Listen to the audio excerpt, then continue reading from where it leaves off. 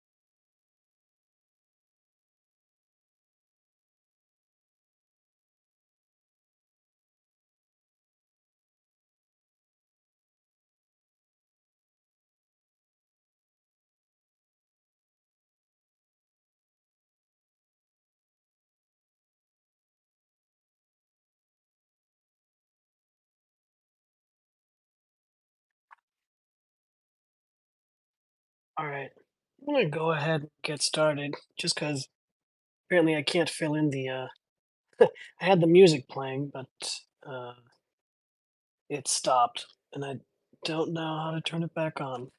So,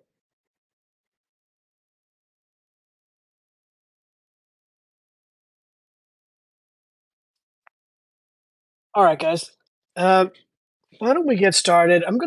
They're gonna run this space a little bit differently than other spaces I've been in. Um, this is Kona's first official Twitter space that I'm proud to be the host of. My name is Ashwin Arab. I am the managing director of Cyan, Kona's Youth Action Network, which is a kind of a sub department of Kona.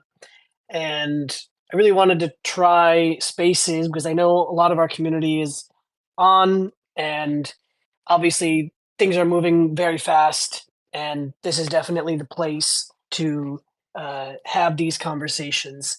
And obviously, topic very relevant. Bangladeshi Hindus need our help, and uh, we are trying to do this space for two reasons. One is to obviously bring as much visibility as we can. I know things are trending, people are working furiously, and I'm so proud that our community has shown up for this. I mean, this is the moment that many of us have been waiting for, to see the kind of response, like quick response uh, to things that are happening, to mobilize, to protest, and we're going to go over all that stuff little by little. So we're going to run this as a little bit of a program. We're going to have a bunch of Bengali speakers from all over the world, and what I want to do is I want to prioritize their stories. So much of the Hindu narrative has gotten lost over time. And the most important thing that I think we've reclaimed in maybe the past few years is our voice, right? So many of these stories, whether it's partition or 1971, many of these stories have gotten lost because we just didn't tell anybody. And for the first time, we are finally speaking our truth, and it's so much more powerful when you hear it from people in your community talking about, hey, this happened to my grandmother, this happened to my parents, this is happening to my cousins right now on the ground. We need that, and I think that's what we need this space to be. um, Before we get started, I want to talk a little bit about Kona, since many of you may not know what we do.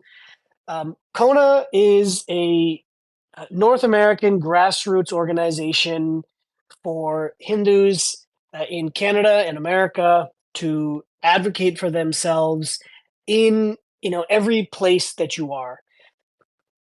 A lot of people will ask me, you know, what is advocacy? The word, it sounds very vague. It's very like HR term. Um, and I tell them in the very simplest terms, advocacy is about bringing your full self to the spaces that you already inhabit. Whether that's a boardroom, your school, your library, your mandir, whatever that might be, show up as Hindu. And the reason I say that is that, there are a lot of Indian organizations out there, South Asian organizations out there, but very few Hindu organizations. And when we interface with lawmakers, administrators, leaders in various places, you would be surprised, or maybe not surprised, how many times a lawmaker will say, I didn't know I had any Hindu constituents. And as crazy as that sounds, it's because no one ever bothers to show up from our community. But CoHNA shows up. And we show up as Hindus in many places for the first time that a Hindu has ever been there. So please go to our website, look at all that we've accomplished for the Hindu community and what initiatives we're working on. Sign up to volunteer, get updates, donate, and become a member. We have two petitions for the US and Canada. You don't need to you don't need to know who your elected representatives are. All you need is an address, and it will automatically go and find, what your elected representative is and send them an email. It's the very least that we can do for our brothers and sisters in Bangladesh. And it's we can't even fathom um, what they're going through right now. So um, I think for a space like this, it's a very emotional time, obviously, but we are, I think the premier volunteer organization for Hindus in America right now. So I do have to say this, give a little disclaimer that not all of our guests speak for Kona.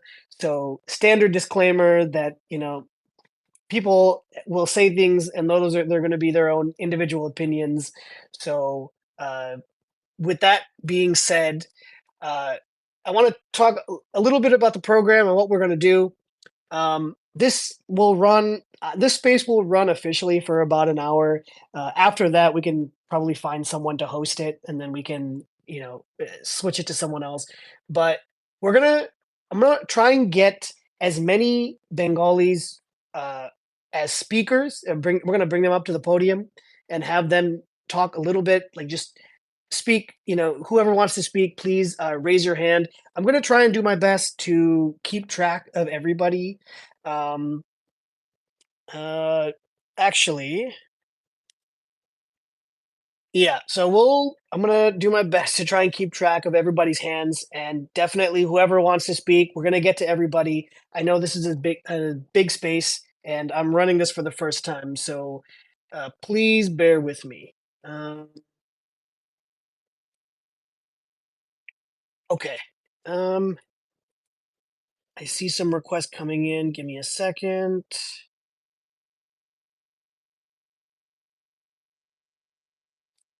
Gonna invite some people as well.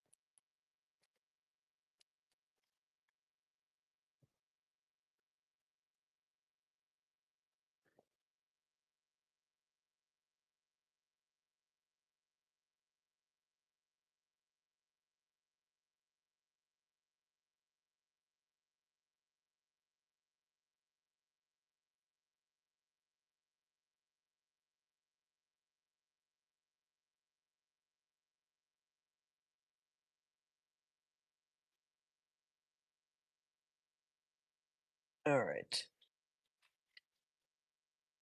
Okay, I see. Uh, more requests. Hold on.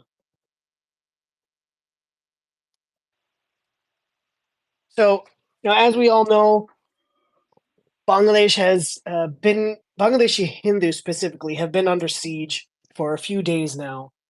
Um, a lot of things have happened since Sheikh Hasina fled, and the whole country is kind of in disarray right now. Um, for whatever reason, the first targets are the most vulnerable, the Hindus. who, didn't have a hand in any of the decisions, who are purely innocent people getting attacked. And I want to use this space to share some of their stories. So, uh, Vladimir, do you want to unmute yourself? Thank you. Welcome. Pranam aap sabhi ko, and thank you for this opportunity. Firstly, I would like to start by saying that this violence which is happening in Bangladesh, this is nothing new. In fact, it is people will be hard pressed to find a 3 year or a 5 year period without major attacks going on Hindus in Bangladesh since before independence. So this one, I will just say two lines. People say ISI radicalized Bangladesh. It's not really. It's the other way around. Islam is the problem which poisoned and destroyed the entire Bengali culture, what it means to be a Bengali. Now, coming to that, I would like to come to the current situation first. The current situation, one of these times, the protests which are happening, those are what to say, those give some hope. There are some demands and manifestos being created. 10 points have been demanded that their continuous protests the Hindus are telling in cities. But there are some fundamental problems there. These protests can only be done in with the situation in Bangladesh are in three or four select areas where the Hindu population is there. And first thing which we have to understand is that the Hindu population there receives no benefits, nothing like that. So many of the people who are not economically well off cannot afford to stay in the protests. And also in the village side, there is horrible repression going on even now. What is the amount of repression? Some of the Hindu welfare organizations and me, we have been I have been collating some of the data. Even some other of my seniors, Shumanda here, he has been helping me a lot. I would like to thank him for that. Nupur Sharma ji had spoken about the rapes and other things. She was being conservative. At least 30 women were raped, not till now. That was only 7th August. The other data I am compiling, let's just say the numbers are alarming. It's not reducing. So, this is one thing. Second thing, another very alarming thing is that government hospitals, many of the government hospitals, they had denied to treat Hindus who had been brutally beaten up or attacked. 73 such people died due to mistreatment, manhandling, and denial of treatment by hospitals on religious grounds just because they were Hindus. This was told clearly, and all these names and reports we have compiled. I'll just release the report in 2 hours just now in there. So these matters have been done in a. So this is just on 7th August only. This is so again. This trend has also not abated. This is also continuing. So what we see is a violence where the society is actively encouraging and participating to destroy and kill as many Hindus as possible on religious grounds. So, this we have to understand. The number of people that is dying is important, but more important is the intent, what is happening. Second thing, the violence people are telling started from August 3rd, not really. Throughout the duration of the violence, we have to understand when we are talking about women being raped, when we are talking about violence happening, how the culture and everything has been destroyed in Bangladesh. I think that should be a separate section, which I will come the second time if I get a chance again. With so many speakers, I won't hog the mic too much. But I will just tell one thing that the rape is just the final step.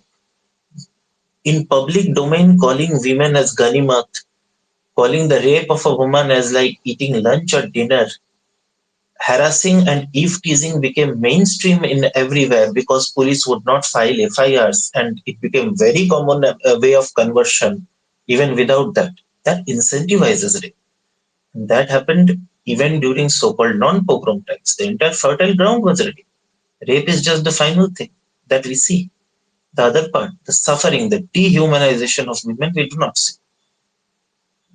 Our entire Bengali culture has been rotten and replaced with something which is not even fit to be called human in many cases, which is not acceptable in civilized society. So this is one thing.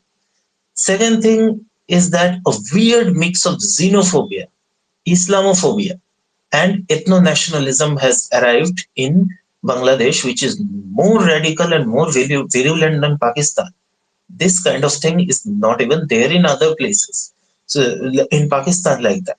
So calling Hindus as Bharatiya agents or pimps or middlemen of Bharat has been there throughout the times. But whenever the protest started, every single protest rally, and Hindus had to face a barrage of calls like Malaun, like Kafir, like Dalals of Bharat, which has nothing to do with anti-discrimination protest. Now, this is one thing. Second thing, slogans which were being started from early July, more than 1 month before deposition of before Sheikh Hasina resigned, were threatening to burn alive government workers who had red threads in their arm. We all know who has red threads in their arm. So, third, intelligence departments, DYFO, had managed to collect a lot of things, documents, and also the Hindu welfare groups there had collected many such documents, confidential, non-confidential, both. They were repeatedly warning of coordinated attacks being planned. And this was being done weeks before Sheikh Hasina's deposition. Those documents, CoHNA, I would share you. I would share my WhatsApp number and other things. I would like to even share all these documents and get you contact with ground activists there who are actually working there, and small private organizations with good intentions who are working, of course. Now, coming to the final point, I would say just one thing, that the we had managed to acquire a lot of lists raised by extremist groups like Badarul League. That was again weeks before. There were pages and pages of names and phone numbers of so-called secular people and many of the Hindu Puja committee members who were obviously to be liquidated or attacked or threatened. So the intention is very clear. Entire document was clear. Now coming back to the violence, at least 60 plus temples were destroyed between August 3rd and August 5th to 6th. More than 1500 Hindu houses were destroyed. More than 500 businesses belonging to Hindus, businesses and offices were totally burned down. And the let's just say the number of deaths and other things, people are not even able to gather properly. I won't comment on it because most of the parts of Bangladesh are inaccessible, especially Rajshahi, with the most violent history, the place with the most brutality history. There is an eerie silence there. Nothing is coming out, nothing is going in. So in this condition, I would like to refrain on two data: how many people died and how many people raped. We have quite a few, but I think the numbers will be several times more than what it is. So I won't comment on it. I'm just telling the at least part. Now, coming into the other parts of it, if we go into these situations, there are death squads were roaming all over the streets, and the Bangladeshi military had opened fire on Hindus who had came near Jalpaiguri border, and the firing continued for several times. The media had reported, even unfortunately, our India media told BSF, and they dispersed them. No, they did not disperse them. The local authorities lied to them that they will be in assured safety. Then the BSF did not, sorry, the BGP, the Bangladeshi border guards, they fired on them. The firing continued for hours. What casualties, other things is unknown because nobody is able to go to there immediately. After that, when the beleaguered population came back of the persecuted Hindus from Thakurgram near there, immediately within hours they had to face mass attacks, mobs attacks. Now, Bangladeshi army, regarding the helplines and other things, that is one of the biggest eyewash. Bangladeshi army has not been helping the population under almost any situations, except that Dhaka part with robbery incident. There has been no. Everyone has been telling that they had not received help. Either they're disconnecting after hearing the issue and not coming, or they're coming after a very long time, which is ineffective, and then telling and if you are being threatened and there is a threat of attack, if you call the army men, they'll come and they will abuse you. They will only tell that you, if you cannot protect yourself, either convert, go to India. And Bangladeshi army has a professional corps, but a large portion of it is highly radicalized.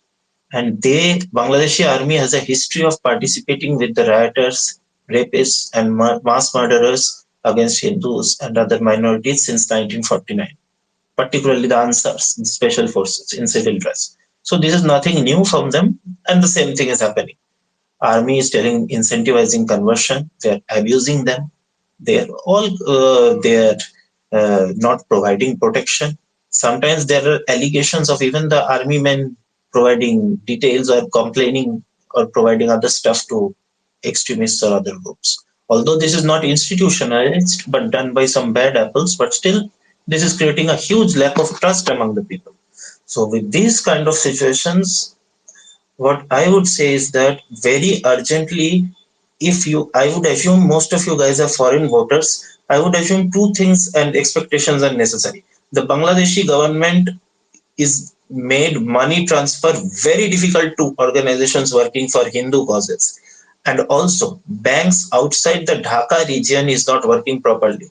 Many of the activists are spending lakhs and lakhs of rupees from their own pocket, and they have to break their own fixed deposits and other things. So now the only real way of transfer until Monday to Bangladeshi Hindus remains by, what to say, not by direct by, like Bcash and other things. So first thing is, Bangladeshi government should be told to allow funds flow freely and uninhibitedly for humanitarian efforts. Second thing, an international diplomatic envoy must be sent in Bangladesh to observe what is happening and to ensure that food and other supplies are reached there, because Bangladeshi government is not going to do that. They've never paid any compensation anytime. And with the people and penniless people in there, it is going to be terrible. And homeless, most of these people were scattered and dispersed on gunpoint and on points of Ramda. These weapons, sharp weapons, sword like weapons, their children are being kidnapped. How many children were kidnapped like this? At least 8 to 9 on August 7th. What happened to them? I don't know. I just pray they had a quick death. Thank you. Wow. Um, thank you so much. That's rough. And you did mention that, the financial support is hard. Do you know any organizations that are Yes, sir. currently Actually, working I on the am not ground? able to. Yes, sir. Me and Shuman, we are both working with not just one, multiple organizations, and I would like to share your contact with them also. And I also would like to share a lot of documents, reports, and other things. We had been documenting and Yes. working on this, but I am unable to DM you my number because you only verified people can send you messages. So I have followed you. Sure. If you can follow me for some 30 seconds, I'll then just send you the number, my Okay. contact. Sure. Sure. Let me bring up our next speaker, and then I'll connect with you. Who is the other speaker? Shimon? Do you want to unmute yourself? Yeah, sure. Hello, hello everybody. First, thanks for the mic. So I think Niraj was before me, but if you want me to proceed, I can go. So should Shimon, I? are you there? Yeah, I'm speaking. Can you hear me? Am I audible? Vladimir, why don't you open your mic and say if I'm হ্যাঁ audible? দাদা audible বলো। Should I proceed? I mean, I'm not sure if the Yeah, host Yes, he's yes. is not able here. to. If the host is able to hear me, Hmm. I couldn't hear him, but can everybody else hear him? let me Yes, just I go Yes, sir. down can. and come back. Oh, Vladimir, okay. I why guess don't you I tell just him can't that hear him. I'm just leaving the space and come back um, immediately. Okay. Host, can I go? If you can hear me. Hello. who's speaking? My name is Abdul Kitabi. I'm from I'm from Bangladesh. Okay. I'm originally from Bangladesh. I left Bangladesh before the '79 war, and Yeah, please go ahead. yeah. So most of you are young, actually. I was born in 1950, 51. So the biggest riots happened in Bangladesh is in 1963-64. Very few people might have known it. This happened. There was a Hazratbal incident in Srinagar. What happened? Prophet Muhammad's hair somebody has stolen. It was a conspiracy, if, and you'll surprised to know where people died because of that. It was in Bangladesh. Sialhat. There is a district in Bangladesh called Sialhat. Sialat. In that same university, I studied actually. I didn't go to the university there. I studied high school over there, university campus. The, that particular district used to have a majority Hindus. Like Hindus were one time 57%. Big in 63 riot because of Hazratbal incident in Srinagar, India, around 30-40,000 Hindus were killed actually in Sialhat. So this just that time there was no internet, nothing, just newspaper reported. But I remember in my village there used to be around 120 family, around 70 family were Hindus. Mostly we call them Kumbhar. Kumbhar means those who make during Durga Puja time, all the decorations, statues, and all the Kumbhar families were there. Then Bengali they called Kumbhar. So and what happened? Like most of them got either got killed or kicked out to from Bangladesh. Genocide started from. I'm not talking about 47. Genocide started from there, 1964. Then in 1971, same thing happened. 71.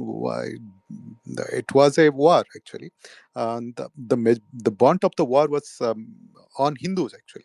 So somehow this same Pakistani army thought this what is happening today. The same thing happened in 71. They thought Hindus are the Indian agent and Hindus must be killed. Yes, Bengali Muslim did die. Around 20 lakh to more than 20 lakh. Lakh means I don't know. It's around to 3 million people died actually, and majority of them were Hindus actually, surprised to know. And rape was used as an instrument of war for the first time in Bangladesh war. Actually 300,000-400,000 women were raped in that war, and 70% might be Hindu women because it was the Pakistani army wanted to punish somebody. So imagine a Muslim soldier goes to war. Instead of raping a Muslim woman, he thought it's okay to rape a Kafir woman. So that happened then. After that, it was a like systematic genocide. Anything happens, they kill couple of Hindus. Most of the districts where in my village, last time I went to my village in Sialat was in 2012. Like there are hardly any Hindu families left actually. One time when I was growing up, I remember I used to go to Durga Puja, Kali Puja, enjoy with my Hindu friends. I think 2-3 Hindu families are there. They're too poor to migrate to India or too poor to go out anywhere. They just they're just living. They're just given off actually. And some I know couple of families they accepted Islam, and that's how they survived actually. And you if you don't accept Islam, the strong man, Muslim strong man, they will forcefully take out, they will take your land. And it's very common actually, it's common in Pakistan and Bangladesh to kidnap Hindu women, forcefully get them married. Bangladesh it little less, but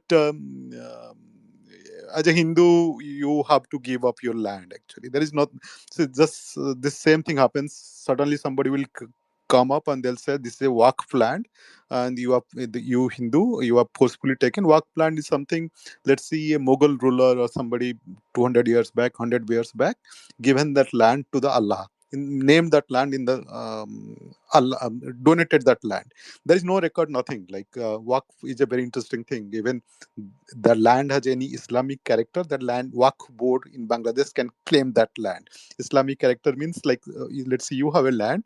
I go one night and build a mazar. Mazar means like a small Islamic shrine. Then after 3 years or 2 years, I can claim, oh, this land has a Islamic character. This is my land. It's Waqf land. So Waqf board takes it, and the strong man in the village, he can give that land, sell that land to somebody else, or use that for some business. This is, to be honest, if you ask me why this is happening, this is just a hate. They just hate Coopers. Like same thing happened in Afghanistan, same thing happened in Pakistan. This is happening in Bangladesh. You know it now is just because you read it internet, you read some newspaper are forced to report now. BBC is forced to report, New York Times is forced to report. But this is I have seen when I was a little kid. I have seen I remember like my village Islamic strongman, they would tell, let's go destroy that Kali Puja, nude woman. How can somebody in a Islamic country pray nude woman? So this is this is like insult to Islam. Bangladesh is Islamic country. This thing happening actually. So I you might be surprised. I am not at all surprised, and this will keep on happening no matter who is in the Bangladesh. It will stop for some time because and Bangladesh needs international aid. Bangladesh needs business, but again it will start actually. So I don't have any hope. The only hope I have is that India takes all the Hindu people. That's all. Thank you. I'm here. If you have some pointed questions, I'll definitely try to answer. Yeah, I think as we go through, we are definitely gonna open it up for questions, and people they're gonna keep the discussion going. We'll definitely, keep you up as speaker, and then as people filter in and out, we'll get more questions, more speakers. Thank you. By the way, I forgot to tell you, Rahul Anand is a popular singer. I listen to him. He's somebody like Kishore Kumar of India or somebody Mukesh of India. He's that popular actually. Runalela and Rahul Anand. His house was burned. In fact, he was supporter of student protest actually, to be honest. And I have seen his articles, his blogs. He was supporting student protest. His house was burned, but just because he's a kufar and he's an Indian agent. Imagine if a famous singer house is burned, what is happening to average Hindus actually? It not only happened in with Hindus. I'm not sure if any of you know. It happened with Chakma. Chakmas are tribes in north of Bangladesh. They're predominantly Buddhist. They were driven actually. All the Chakmas are now in mostly either they got converted to Islam, Muslim Islam, or they are driven to Meghalaya and Assam actually. There is very few Chakmas tribes are there in Bangladesh now. Thank you. Thank you. Uh, Shimon, let's try again. I want to bring you up. Yeah, I sure. know last time I had trouble hearing you. No, that was a problem probably at my end also. Sorry about that. So, first of all, Oh, thanks for the looks like opportunity. I Hello, everyone. can't hear you again. You can't hear me again?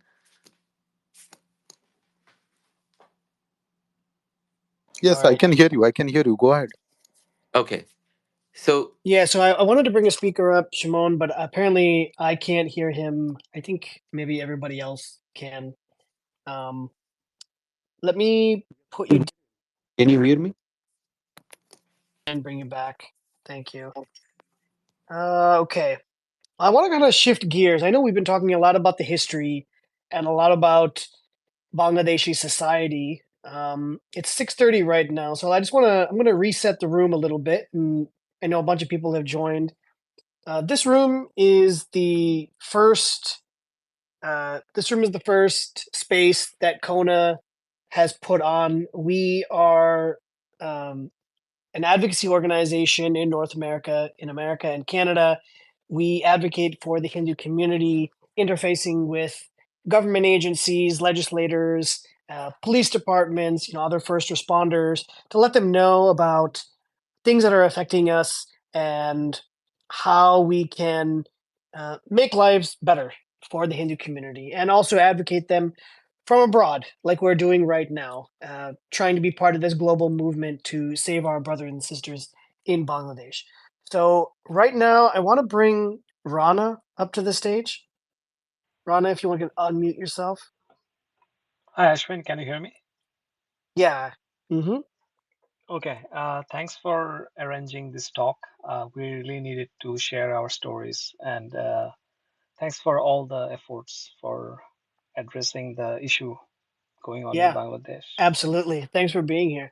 Can you tell us a little Yeah, bit about what is going on the ground right now? If you have any family members, you don't have to give any locations or obviously anything like that, but tell us a little bit about what's going on right now. so I think just to give some idea like what is going on right now, I would just take a step back and explain like how it unfolded. Uh, so Sheikh Hasina government has been in power in last 16 years. Uh, which literally the most of the time I spent in Bangladesh was under Sheikh Hasina government.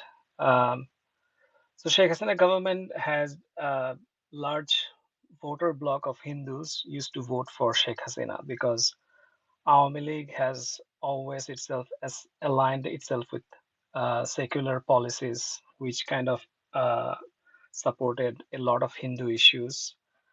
But since 2010, uh, Awami League government started shifting its tone, and there has been a lot of infiltration by radical Islamist elements in Awami League government. So Hindus were kind of their trust in Awami League government was always deeply misplaced, I would say, because most of the riots or mass-scale violence, even if you consider 2021, which has been another mass-scale violence in Bangladesh, happened under Sheikh Hasina's watch. And there was like 2016 Nasim Nagar violence. There has been 2012 also violence during the Ganojagaron Moncho anti-war criminal activism. So, like someone mentioned there, I think the first speaker mentioned, there would be like um, you cannot find 3 or 4, 5 years of gap, but there has always been an anti-Hindu program, and mostly kind of orchestrated by Awami League people, Awami League lawmakers, and something like that. For example, the Minister of Land and Agriculture, Javed, he used his own men to seize large chunk of Hindu lands. And even the top cop Benozir, who was the police head, he also oppressed Hindus, just grabbed their land and properties from Hindus. Uh, so, right, like I said, like Hindus, Sheikh Hasina's government deeply misplaced Hindus, and Hindus were never safe from land grabs, and violent attacks aimed at driving them away occurred constantly during Sheikh Hasina's reign. So this actually made a lot of Hindus disenfranchised from. Hindus have always been disenfranchised because they honestly do not have any political option. You either vote for Awami League, which is quote unquote secular, but not anymore, or not has been in last 10 years.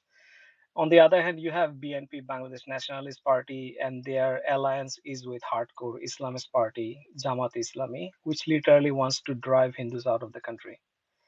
So Hindus has always been out of options to vote for. So we had to vote for Awami League, even though we agreed that Awami League is not the best party for the Hindus or Hindu issues. And during the protest of like 18 July, which is student protest against Quota movement, a lot of Hindu students actually joined the Quota movement. Even the first casualties of students, like 200 students, 16 plus students were from, or 16 plus casualties was from Hindu community. So Hindus in a large scale joined the protest of quota reform. When Sheikh Hasina government failed to address the issues, she's an autocrat, there is no denying. So she kind of took the heavy-handed option like shooting and her student body attacking the unarmed and the peaceful protesters. So the movement went out of over the top. It just reached tipping point. There was no way of going back. And then the demand was one point demand that she stepped down from the power.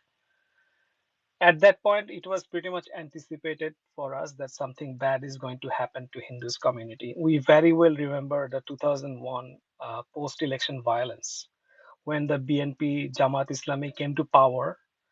There was mass-scale violence on Hindus in 2001. So I kind of anticipated that after if the 1 point demand succeeds and if Sheikh Hasina government falls, which was going to happen anyway, because there was no way she can recover from it. So we anticipated like there's gonna be something mass scale violence on Hindus similar to 2001. But the August Hindu massacre, if I may say so, or August Hindu atrocities, kind of surpassed beyond anything. It kind of reminiscent of 1971, where Hindus were genocided by Pakistan army. So And other context is like Islamists have long sought to establish a caliphate in Bangladesh. Even several Islamist parties have been vocal about this goal, and they even held a significant demonstration in front of the country's largest national mosque yesterday. So the Hindu minority, which makes up nearly 8%, might be less now after 4 or 5 days of unabated violence, uh, seen kind of as an obstacle to establishing that caliphate, leading to much animosity and hatred towards Hindus. According to, if I may give some reference, according to Reuters, Hindus were directly attacked in 52 out of 64 districts, which is unprecedented. Even in 2021 violence, around 30 districts were attacked when someone just placed a Quran in a, under the Hindu deity, and which kind of considered a blasphemy. But the person who put the Quran under the deity was himself a Muslim, and there after that all the hell broke loose on Hindus, and a lot of Hindus were attacked, and temples were destroyed and burned. Hindu villages were arsoned and targeted. So now at least thousands of Bangladeshi Hindus in August, this violence have been attempted to flee to the neighboring country India to escape the violence, particularly in two villages in northern districts. I think one is in Panchagor, the other one is Thakurgaon. But they faced kind of backlash from BGB, the border guard of Bangladesh, and BSF, because BSF is also not opening the borders, and BGB is also fired, like someone mentioned already, fired at them to push them back inside the countryside. So they are literally in a limbo kind of situation. And the mob in after August 5, the mob attacked like police stations and killed many officers in the streets. Videos even surfaced showing them checking the circumcision of a lynched cop and cheering when they discovered that he was Hindu, and branding him as well, someone mentioned, as an agent of India or pimp of India. Under Sheikh Hasina's government, Hindus were involved or mostly employed in government jobs, unlike during BNP and Jamaat Islami rule when Hindus faced discrimination. This led opponents of Awami League and Islamist group to harbor conspiracy theories and anger, believing that Hindus were running the country. A Hindu, even just to give an example, like what's the situation right now, a Hindu goldsmith in Noshingdi area, about an hour from Dhaka, who did not like mention his name, reported that two youth demanded protection money from 1 million Bangladeshi taka. So there has been many cases that we heard that going on, like Hindus literally have to pay protection money for their safety. And on August 5, so this is my own personal account. On August 5, from 3 p.m. to 7 p.m., literally all hell broke loose on Hindus. When on August 5 at 3 p.m., the news spread that Sheikh Hasina has fled the country, and army chief is doing his first press briefing with chief of Jamaat Islami and BNP next to him. And he even mentioned Jamaat Islami chief with respected tone, like he has Jamaat Islami and other Islamist leaders to address the situation. And after that, from 3 p.m. to 7 p.m., literally the mob ransacked places, Hindu places, and as the police hid inside the stations and army was withdrawn. Just imagine, there is no cop, there is no army, there is nothing. And the horrors Hindus endured were unimaginable. So that night, particularly the night of August 5th, was itself reminiscent of March 25 of 1971, when Pakistan Army launched Operation Searchlight and indiscriminate attacks were carried out of Hindu areas by Pakistani Army.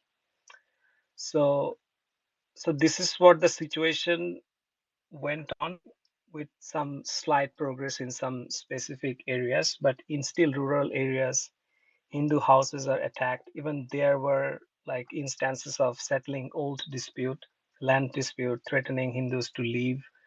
and grabbing their land. There has been cases like that, and mob lynching, and even women face the brunt of the violence, as there has been like 30 documented cases of rape. The real number could be a lot higher than that. Even yesterday, we got the news, unverified news, that 4 girls were abducted yesterday from my hometown, Chittagong. And there has been other cases like they tried to abduct the girl and they abducted the girl and she was found 2 days later in a horrible condition. And also there has been mob preyed upon women who used to be activists of Army League and other. Just to mention, Awami League leaders and Awami League grassroots level workers also lynched to death. Even there is one incident in somewhere where the Awami League, he was both Awami League leader, local councillor, and also the head of the Puja Ujjapon Porishad, which is like celebrates Durga Puja. It's a council of celebrating Durga Puja. He and his nephew were literally lynched to death. And some of the videos you cannot post in Twitter because Twitter removed the video because they were so violent and so gore. Even there were instances when people literally saying like he is still alive, keep hitting him, keep torturing him so that he dies. And the law and order situation was so bad that they could not recover his body for like 6 or 7 hours, and his body was hung from a statue or a sculpture there. So this is the situation has been, and even there were cases like we literally called, our family literally called cops, and the cops, first of all, they did not answer. When they answered, they're like, we cannot go there because the situation is not safe for us. So because cops were also particularly targeted. So this has been the situation so far, and other things I can answer based on questions, but right now my family is extremely concerned, and they literally lived 3 days kind of inside the house. And after 8th August, there has been widespread cases of robbery happening all over the country. This is total anarchy and total mayhem and lawlessness. Literally hundreds and hundreds of cases. There has been a website literally made to document the robbery. And all over the country, if you go to that website, protiro.net, you will see there are thousands of cases of robbery happening all over the country. And it's literally his, who's. Like if you can protect yourself, protect it. There's no one is coming for you. And there has been cases like Hindu communities initiated guarding themselves, just coming up with sticks and bamboo sticks and some weapons, like sharp weapons, to protect themselves from mob. And many of my childhood places that I can literally lived were torched. There has been a place of Hindu goldsmith artisans, Hajari Goli in Chittagong, which was burned, significantly burned, and there has been widespread looting. Uh, and like literally, temples were a specific target, but there has been 1 or 2 instances of some of the local Muslim leaders or local Muslim people came to guard the temple, but there are like thousands of temples. Like you cannot literally guard all the temples. So a significant number of temples were burned and from the Islamist mob. So like right now there is like total lawlessness. The situation improved, like I said. Even some of the safest areas of the country had to people literally guard themselves. So just imagine what is going on in the rural areas where Hindus are particularly vulnerable. So that's the scenario right now. And if you have any questions, I'm happy to answer it, because last 4 or 5 days I've been constantly on top of that, on this issue. And one thing amazing I found is like the unprecedented level of awareness in global Hindu community. I have seen protests in all over the North America, which I have never seen. I have seen protests even in Indian University JNU, which is also very hopeful, makes me very hopeful.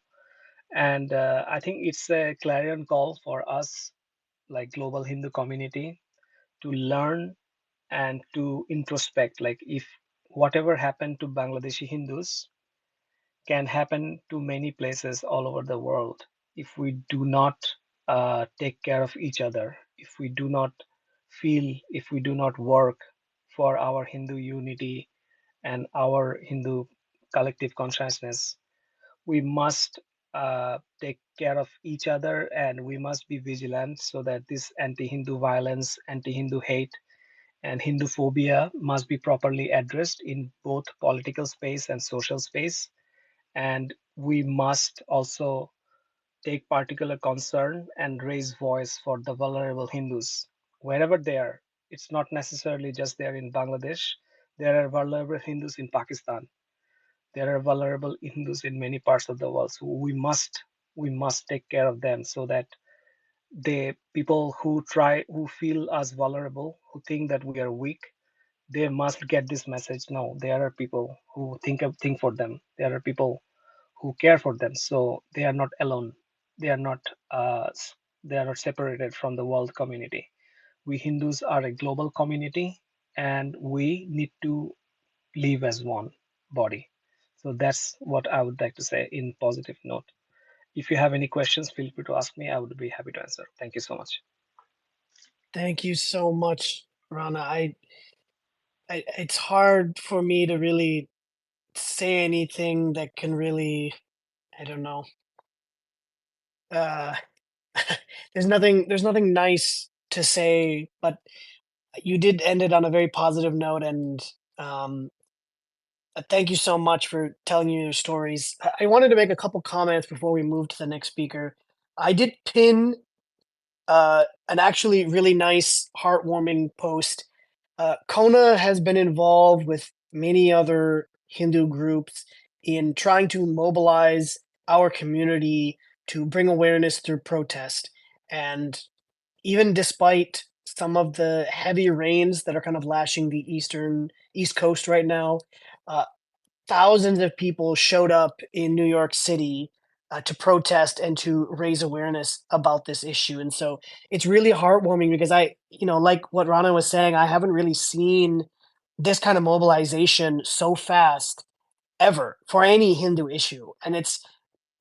You just know that so many of these people are Hindus from other regions. They're not just Bengalis, and so for the first time, really, we're seeing that feeling that people get, that like we are Hindus, regardless of what region or whatever other identities we might have. At the end of the day, what matters is our Hindu identity, and the people who are looting and you know putting violence on Hindus in Bangladesh, they're not asking for anything else, right? They just see someone wearing a red thread, or someone wearing a bindi, or a swastika in someone's house, and that's it. They just know this person deserves violence. This person is gonna have their land looted, their homes robbed. Um, so this is really, really important, and I am really, really happy to see these things. Before I bring on our next speaker, I did want to point out the other pinned posts here. Vladimir did post a kind of a data list, a spreadsheet with, unfortunately, a list of incidents against the Hindu community here. And I do see a few other lists posted by Shimon. I don't know if I'm going to hear you this time, but even if I don't hear you, please continue. It'll be Ashwin, part of our recording. Ashwin, can I add one more thing? Like something I remembered. Yeah, please. I literally begged my family when they go outside not to be visibly Hindu.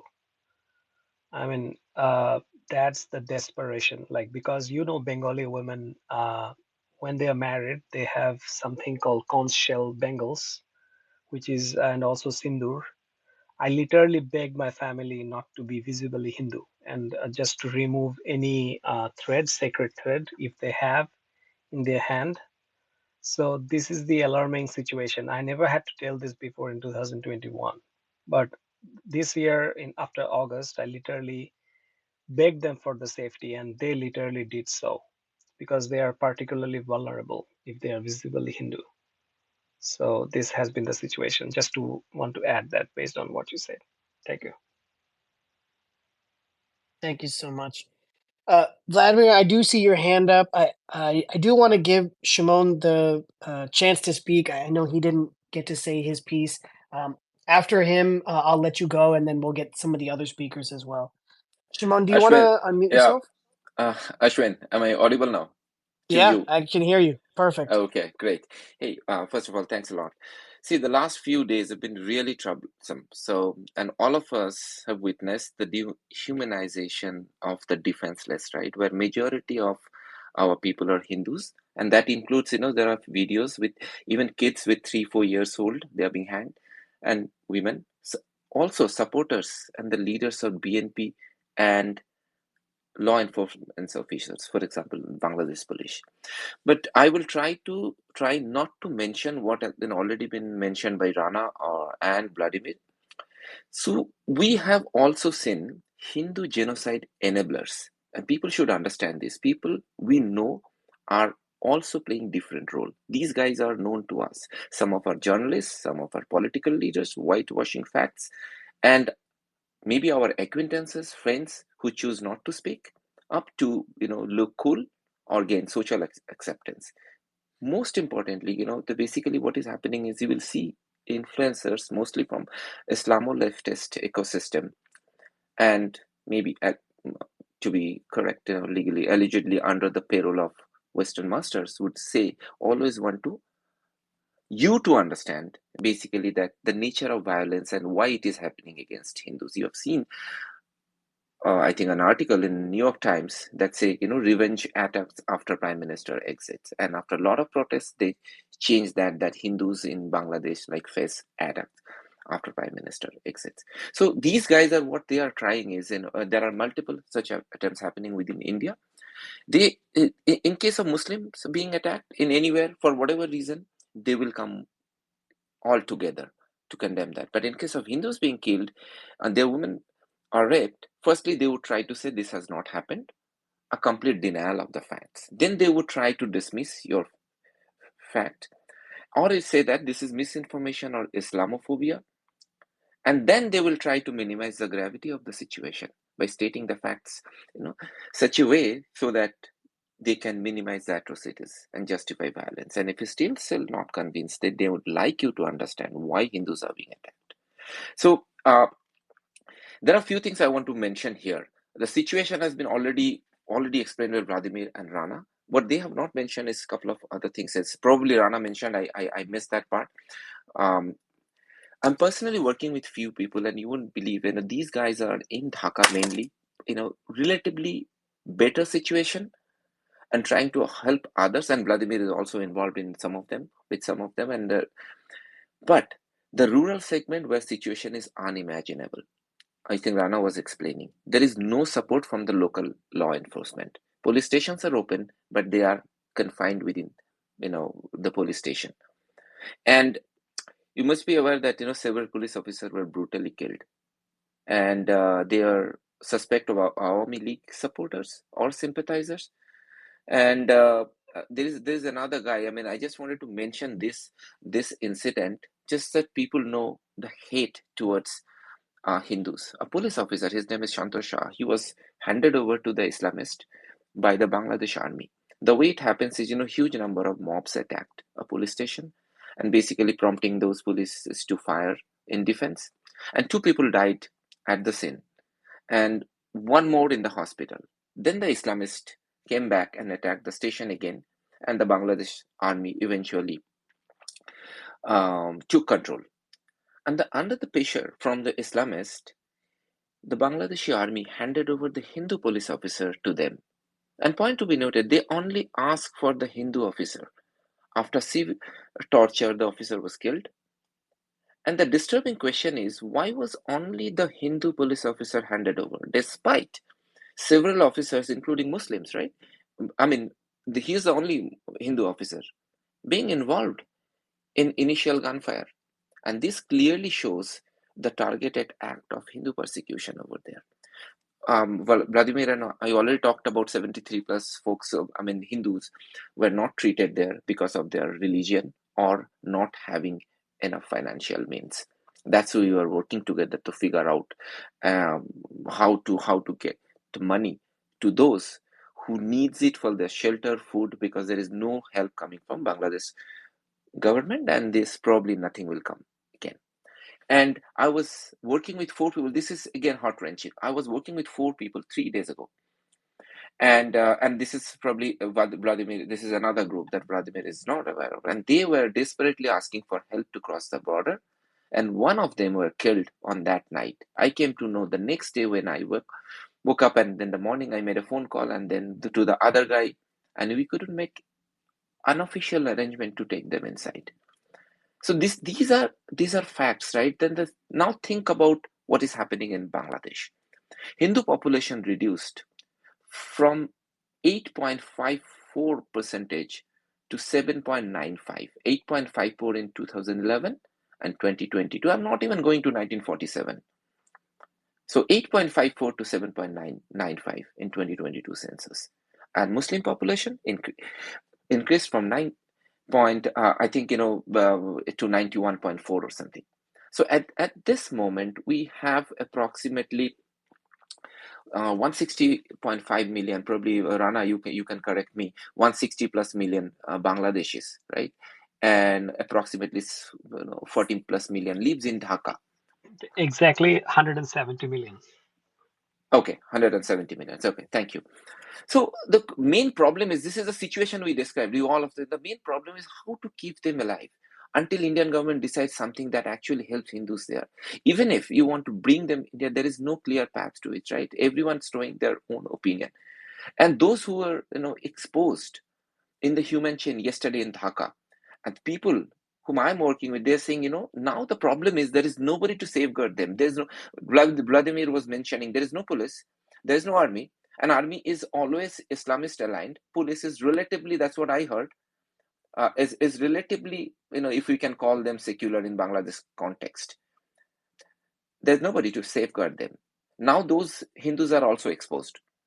Now, how would you send financial aid? And DC, if you are here, you are asking me, just this is for you. We are working to figure out a channel so that it gets there, not through certain big organization, so that so many things goes into the administrative cost. So we are trying to figure out certain way, whichever so far they were able to collect only 20 lakhs. Right now, another problem is Muhammad Yunus, who will head the state.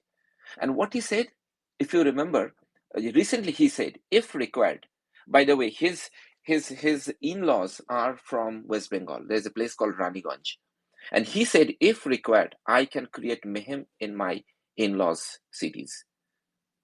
That is a statement he also made. Another problem is Pinaki Bhattacharya. These are the name I'm throwing. You just do some Google search. Pinaki Bhattacharya will be the foreign minister. And now Google search and do some research. Immediately it will not come back. Google also suppress. What has happened with Pinaki, with Popular Pharma in Bangladesh, along with Mustafirujun Rahman. He's, I think, the MD of Popular Foundation. This is basically a big scam that Pinaki did, and he is an Islamist, even though his name is Pinaki Bhattacharya, Bengali Brahmin. He operates from France, and there's an Interpol case against him. So I don't know how he will be coming to Bangladesh, because he cannot come through Dubai. So there will be definitely some special arrangement. And then for all of you, because you will be seeing a lot of videos and everything, right? So Ishan, Ashwin, I'm just requesting that in case if you can help us create certain videos, and we do not know how to do that, with subtitle in different language, for example, English, Spanish, Hebrew, Portuguese, etc., whatever makes sense, right? So that is, and now I'm talking about the implication. Many people either are unaware of Muhammad Yunus. He's specifically an Islamist and anti-India. He's carrying an anti-India sentiment. And again, probably a known asset of American deep state. Who knows? That's what we have been hearing, right? And basically, he has been appointed as the chief advisor. Despite, think about it, despite his controversial background, and these are the implications, and some for India as well. Despite his controversial background, Yunus has received what? Numerous American political awards, including Nobel, Raman Magsaysay, Presidential Medal for Freedom, all these things. And if you are not in the American good book and the asset, Nobel is almost impossible to get. And another thing for Indians to be aware of, that Yunus continues to discuss quote unquote economic policies with another great intellectual that India has ever got, and he is Rahul Gandhi.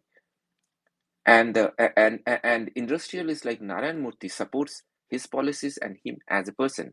Now think about the kind of problem that and the situation, the implications Indian government and Modi ji is facing. It's clear that business interests play a significant role, and when you see Narayan Murthy's wife, Sudha Murthy, advocating for certain vaccines in Indian Parliament, along with Gates Foundation. So I'm not getting there. So now, turn focus on Bangladesh and see what is happening. Normal people there is always looking for white validation, and Yunus is already validated by the white people. Therefore, he is well accepted. And Yunus wanted to be in the power, but for his Islamist mindset, Sheikh Hasina kept him away. Now with jihadis and Islamists in the overall equation, the power, Yunus is there. So eventually, I don't know, but probably they might also throw him out. Who knows? In that situation, think about India's situation. Pakistan, Bangladesh, and China. Everybody is filled with China is a different animal altogether. Pakistan, Bangladesh, which all Islamists and the terrorists.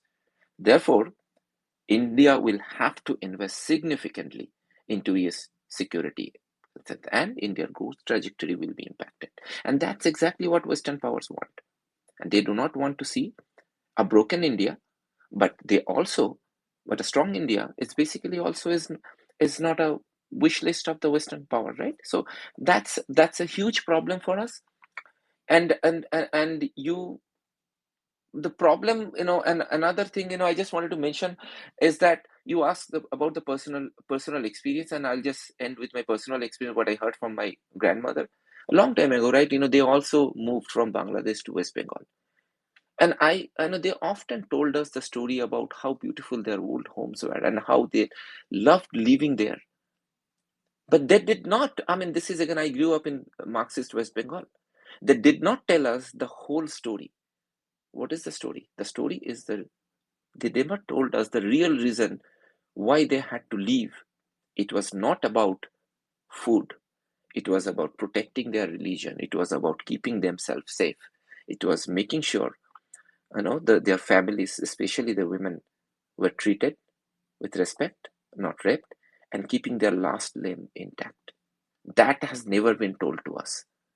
It was always saying that, we came to India for a better life. No, you have been thrown out of that. That doesn't mean you start hating Muslims from tomorrow. No, because I'm working with people in Bangladesh, and they are currently being safeguarded by some of the BNP folks, and they are Muslims.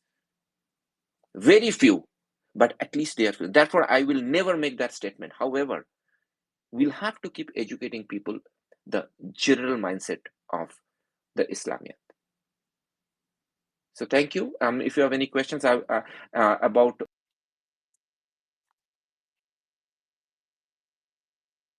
anything, and by the way, if you are really willing to help us,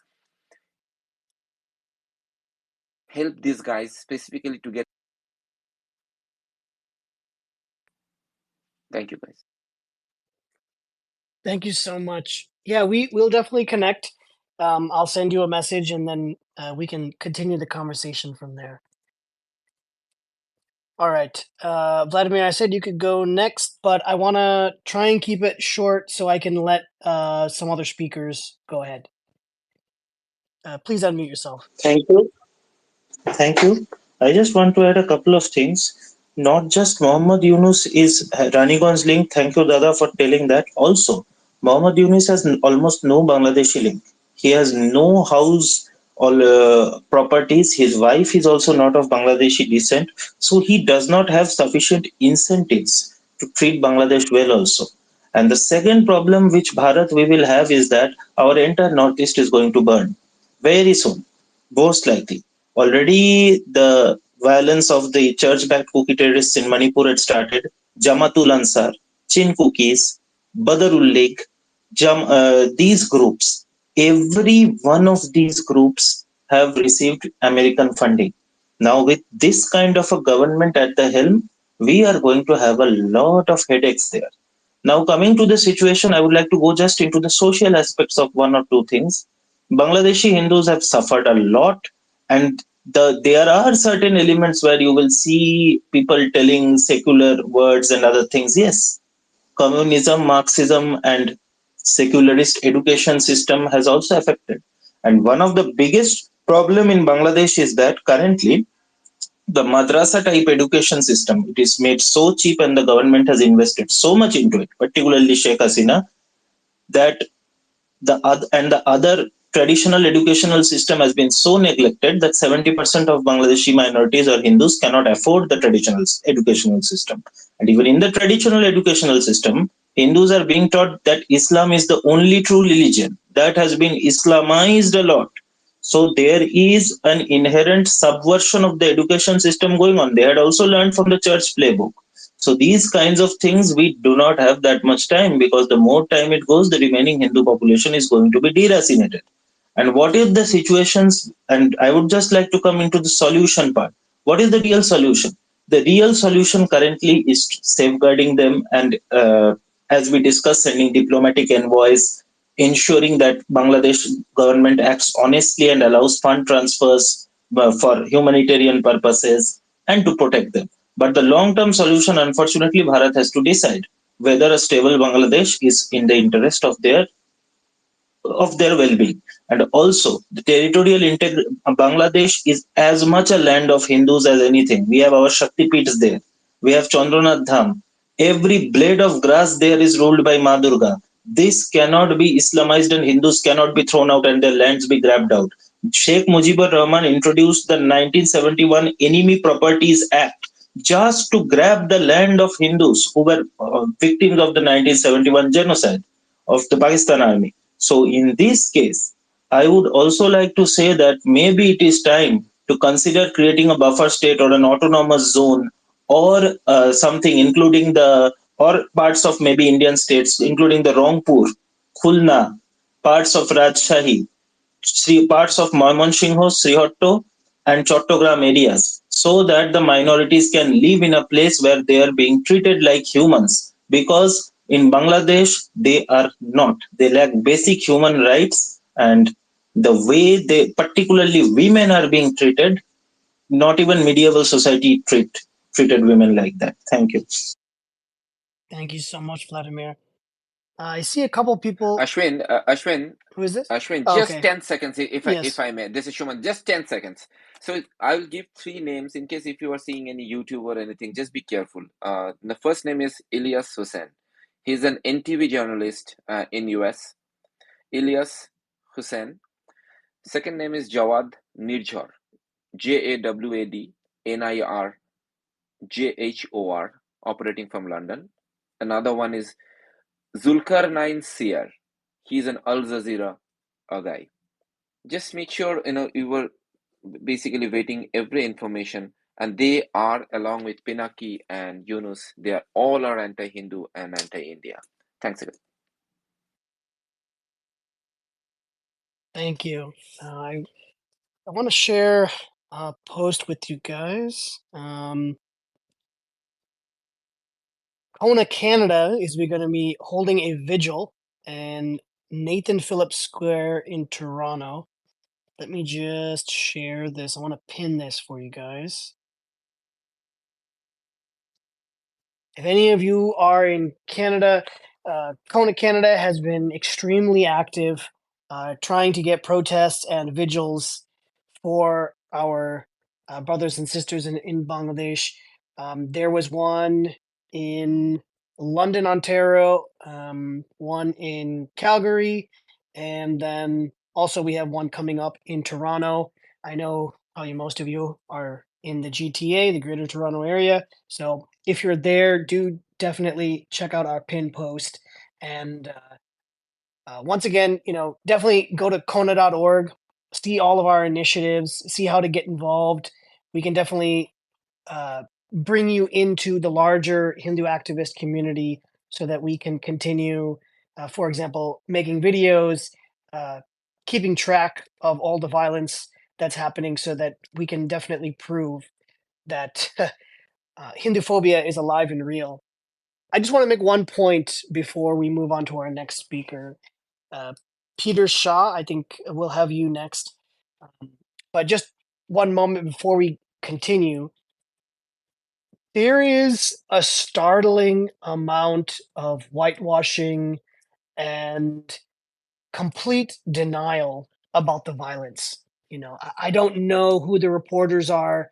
I don't know where they get their funding from or who their bosses are or whatever else. I can't comment on any of the media apparatus, but there seems to be a feeling that every time they write an article about Bangladesh, they talk about the student protests. They talk about Sheikh Hasina being a an autocrat and that she fired on her own on quote unquote her own people. And there's just this no one ever uses the word Hindu phobia. And there will be people tomorrow, today, 3 months from now, 6 months from now, who are going to tell you straight to your face that Hindu phobia doesn't exist. I've had conversations here in America where people will just look you straight in the eye and say Hindu phobia doesn't exist. Or you make a post online and you say, hey, this is Hindu phobic. And the very first thing that someone's going to post is say, Hindu phobia is not real, man. You just made up that word. No. We have the evidence. We have proof. The fact that we even need proof is disgusting. Because we have video after video after video that this is not just political violence, as if that somehow excuses the violence. This is violence against Hindus because they are Hindu. That is Hindu phobia. So, Peter Shaw, if you want to unmute yourself, please go ahead. No, thank you. And just to kind of dovetail, we are not going to be able to change that. What we can do is within our hands. And, folks like myself who live in the United States, obviously we feel for all of you, especially the speakers.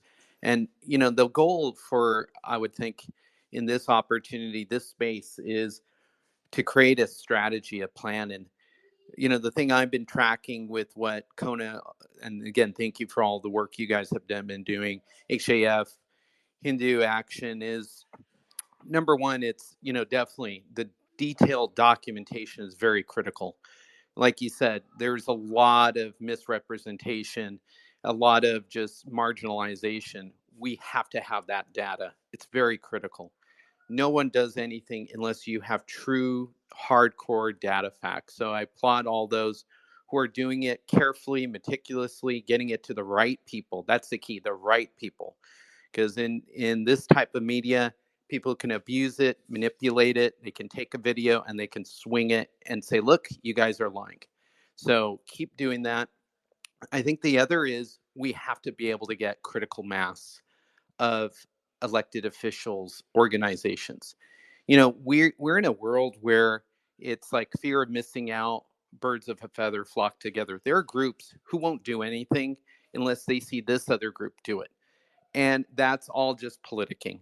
So whatever you can do, I know CoHNA has that. It's awesome. It's a great way to be able to say, hey, I'm going to put my name in it. I want that letter to go to my elected official. But going for these vigils, these protests, sharing it with your friends, family, you know what it's going to do? It's going to get some level of impact with elected officials so that if there is a competitor, they're going to say, hey, if that person's doing it, I got to say something because it will look bad. And as a side note, we're in election season in America. I believe in the term keep receipts. Please, please, please keep receipts. Who spoke, who didn't, who was quiet, who was vague. We know who those people are. that's when the time comes for voting. This is where you use it.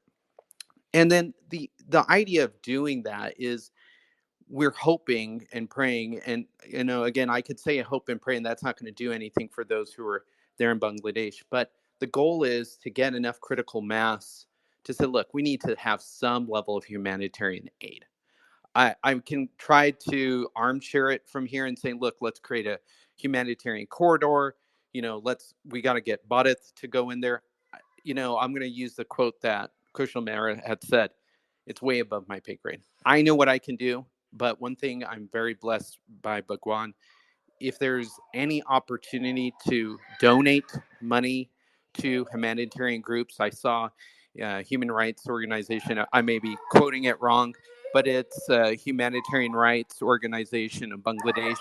They have done a great job in allowing for some type of donation. And as a side note, there's an opportunity if you are in a company where they allow you to match, and this is more applicable to those who are working in a corporation.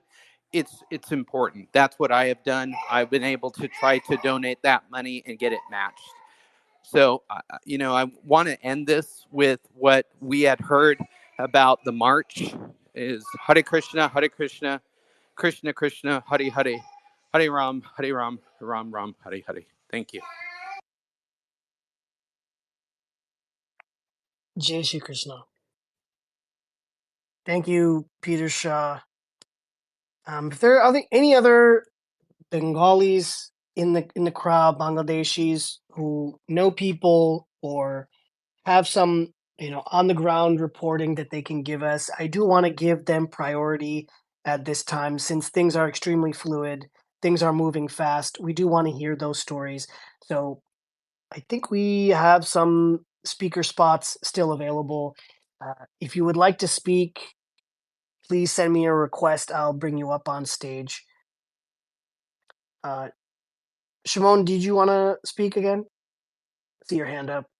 Now, the reason you were talking about Hindu phobia, and there are people who even from within our community, they talk about that it doesn't exist, but it does exist. And why we say that is because we're cowards, some of us, not people over here. But it's not fun to accept that we are coward and we move on, right? That's not easy. So convenient approach is to somehow to find a way to convince ourselves that things are not that bad, or maybe Hindus are at fault. And then Hindu pseudo intellectuals are very good at doing all these things, right? Hence, you will see the pin drop silence from a certain segment. When you see a good move in New York City, you will see no move in. There are many other cities, in fact, where I live, and that's not only Bengalis. It's across non-Bengalis also. There's nothing happening. People are planning for the weekend. So I just wanted to tell you that it does exist within our mindset. Thank you. Thank you. So I did want to bring up one thing that Peter did mention that's really important is keeping receipts of who has brought up the issue, who has said something, and in which way they've spoken about it. Has it been a very tepid response, or is it a kind of, full throated, hey, something needs to be done, and here are some possible solutions? I can't speak to every single one of them. It's just because so little is usually said about our community, even a little tweet is sometimes, you feel that you're seen, that people know things are happening. Because, like you said, some of this stuff is definitely beyond our pay grade. And so it is just nice to see someone say something. And I did have a list here. If you guys go to our profile, we have done our best to thank every legislator and lawmaker in both America and Canada if they have spoken up and said something. I did notice today that I'm going to totally butcher this name. Pierre Poilievre, who's the head of the Conservative Party in Canada, they just came out and made a statement. In America, Senator Chuck Schumer came out and said something. Of course, our good friend, Representative Ro Khanna, put out a very tepid response, especially for someone who should have, spoken a lot stronger and has spoken a lot stronger about a lot of other issues affecting, the quote unquote South Asian community. Um, and some smaller representatives, Representative Pat Fallon and Representative Robin Bottleman, who from Florida, have spoken out. You know, these are smaller representatives from very small areas of the country, but we're very happy to know that they have seen what's happening and just taken a few minutes out of their day. We just want to um, just bring attention to that and thank them for that. Um, see a couple other speakers. Let me bring some people up here.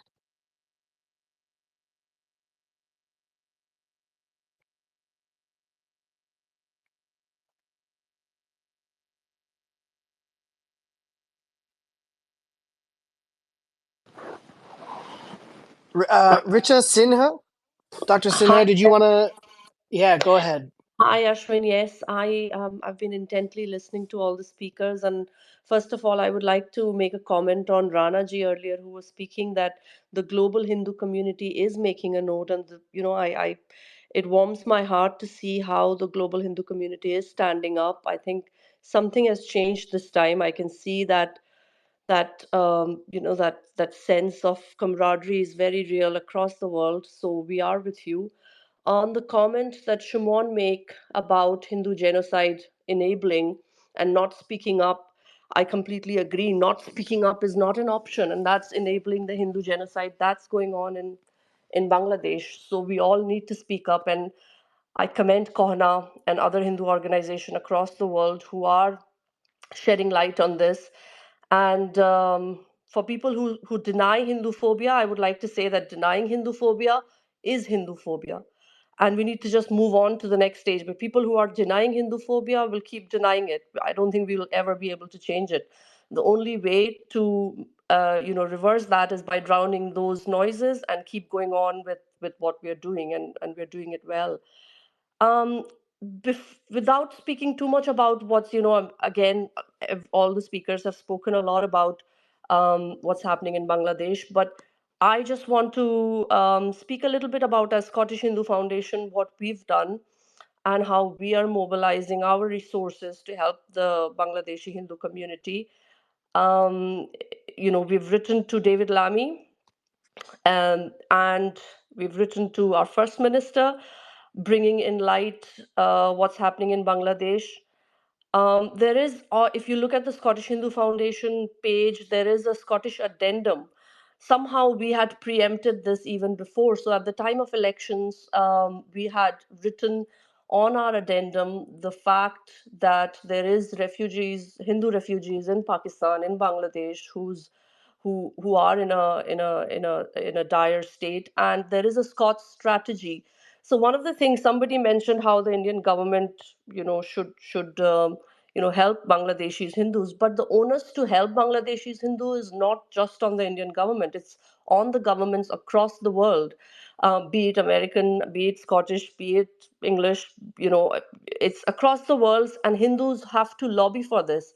I think other faith communities are so very good at lobbying for asylum seekers to be brought and rehabilitated in different parts of the world. And somehow, when things happen to Hindus, we always just look at the Indian government to come and support. So I think CoHNA is doing a great job, and we here through this Scott strategy, we are looking at how we can support and you know find a space, a route for at least a few Hindus in our limited resources, few Bangla Hindus, Deshi Hindus that we can bring over, and the engagement with officials and things we're just starting. We spoke to ISKCON recently because one of the worries was that you don't want to support someone who's there was reports that a lot of non-Hindu communities sometimes act like a Hindu person to just get asylum outside. So we reached out to ISKCON, And I'm happy to be connected with some of the Rana ji and some of the speakers here again, and we will be connected outside the space.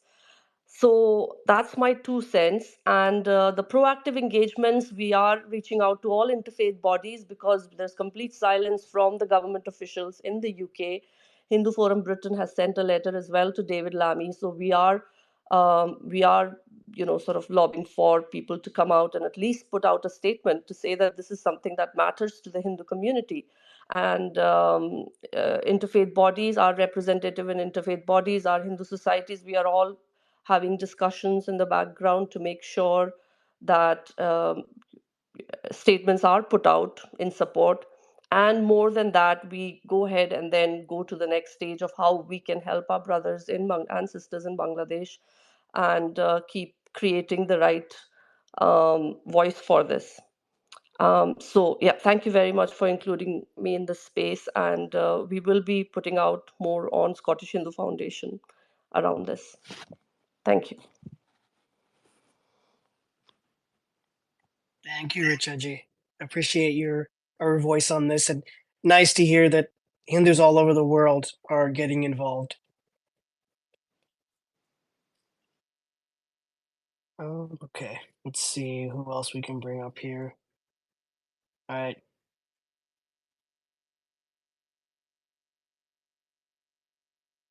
Neeraj, I know you've been waiting a long time, so thank you. Why don't you go ahead?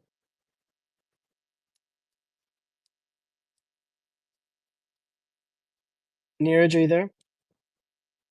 Yeah, thank you. Uh, For sure. thank you for hosting this space. It was much needed, and I think Kona is doing a great job. I just want to say that the genocide of the Hindus in the Indian subcontinent is not something new. What we have seen in Bangladesh today is actually a live, visuals are being shown to the world. You can see yourself that what's happening, what happened in the Great Calcutta killings, what happened in Noakhali, what happened in Mopla, what happened in Manipur, and many other genocides of Hindus all across the region. Um, Now, we can see only few videos coming from Bangladesh, but I'm sure that the violence is much bigger. And I think earlier it was mentioned by Shumon and others that our temples are burned, ISKCON temple, Kali temple, women are picked up, girls are raped. I mean, this is too much. Rape is used as a tool to convert, but now, I mean, how brutal it is. Um, these Islamo leftists, I always say that, this cabal of Islamo leftists is actually the problem of the world. Islamo leftists are the neo-Nazis. Uh, Look at what they have done in Bangladesh.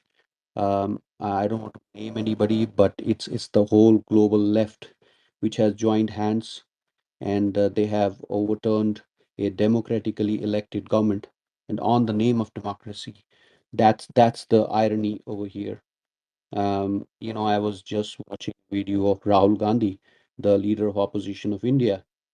He met all these people. He's well connected with all of them. He was talking to Mohammed Yunus, who is heading this interim government, and all these Clintons and Obamas and the Biden administration. Everybody is actually linked with Mohammed Yunus. And there are also rumors that Rahul Gandhi has met the BNP, Bangladesh National Party chairman. He's son of ex Prime Minister Khalida Zia, and his father was also, I think, president of Bangladesh. So Rahul Gandhi met Tariq Rahman. It was a secret meeting. So, a lot of things are coming out. There were attempts to destabilize areas all around India. And when government of India said that it's an internal matter of Bangladesh, and the interim government should help the Hindus over there, what was the reaction of Khalida Zia and Mohammed Yunus? They both were pointing fingers at India and they were kind of showing their resentment and upset on day one. Like, what did we say? We just said that, protect the minorities in that country. protect Hindus, Christians, and other minorities in that country. So I don't want to take much of the time, but the only thing which I want to repeat is the Islamo leftists are the problem, be it UK, be it Bangladesh, or be it any other part of the world. And these are the neo Nazis and creating ruckus and problems for the world. So I hope my Hindu brothers are safe in Bangladesh, and I don't know how to save them. We feel helpless, but we won't give up. We'll fight back. With that, I'll just end up my speech. Thank you for giving me space. Absolutely. Thank you so much, Neeraj.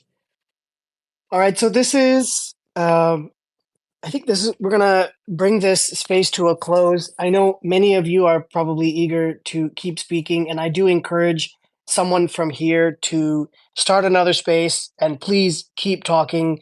Please give space to Bengalis to talk about it. I think many of us just don't know or didn't realize just how bad it was. I mean, we hear stories. We do know that things are not perfect. We know that things are extremely tough.